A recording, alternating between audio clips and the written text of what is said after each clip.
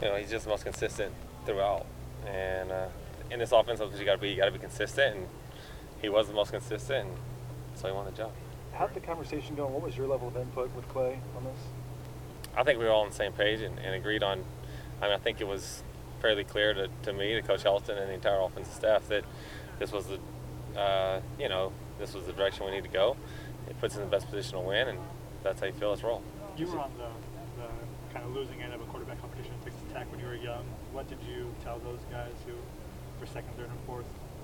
Not much. Just one guy was more consistent. I mean, just be honest with them. You know what I'm saying? That's all you can do. And I thought they all did a good job. They've all improved.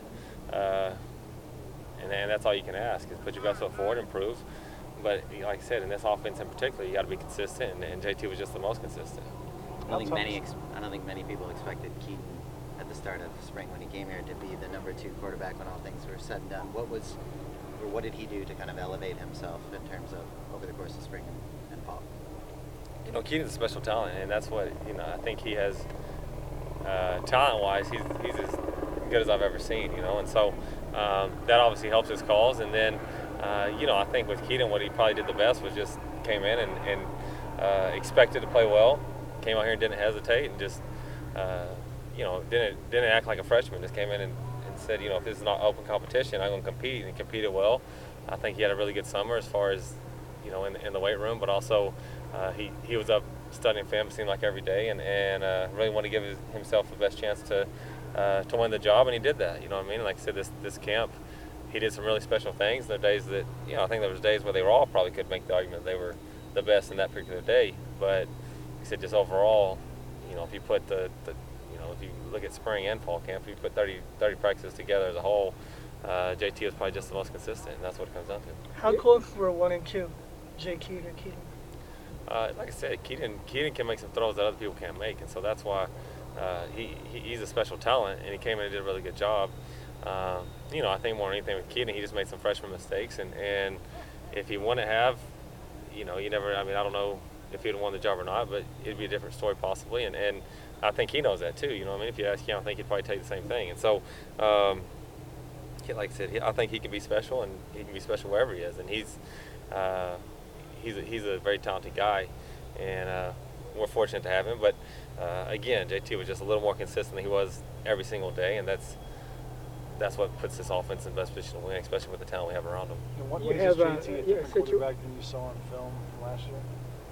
I think we've simplified things, obviously, from what they've done, and in the spring, I think he overanalyzed a lot of things, and that's one thing they've always talked about is play fast and play with good tempo and set the tempo for the offense, and don't try to overanalyze things, just see it and go, and so I think that's probably where he's improved the most. And to be honest with you, I haven't watched a ton of film on what they did last year because that's last year, I just think since I've been here, that's where I think he's improved the most. So. If JT goes down, for example, last year, you got 2 guys who both have played. Jack, against Arizona State, and you got Matt, who's played against both Utah and Notre Dame. Both did pretty well.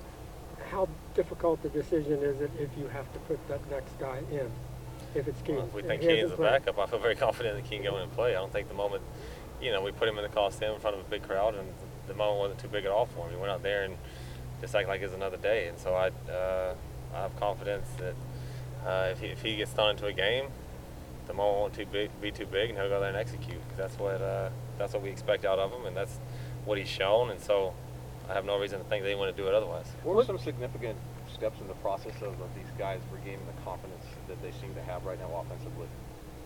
As a whole, yeah, I think that again, that's when we got here. That was one thing that we really wanted to emphasize was just building a culture on the offensive side of confidence and kind of getting a swagger back and expecting to make plays. Because I don't know, but it'd be hard for me to think there's many offenses out there with that are more talented. There might be some guys as talented, but there's as far as talent goes, I think we have a ton of it. Especially if you look at that receiver position and the running back room's deep and the O-line's playing good ball. So talent I don't think was ever the issue. We just had to again kind of establish an identity and establish a sense of confidence about themselves and a sense of swagger that when we step on the field, good things happen. And so that's something we preach to them every single day.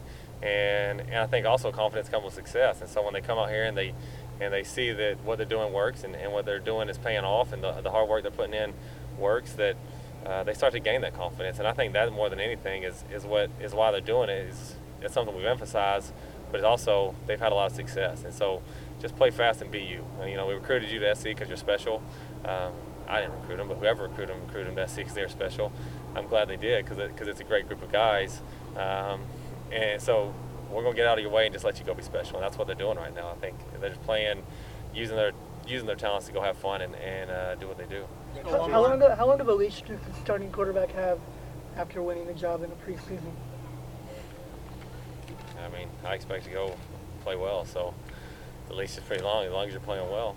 So I expect to, like I said, I think if I put any of those four in, they'll play pretty well. So Yeah.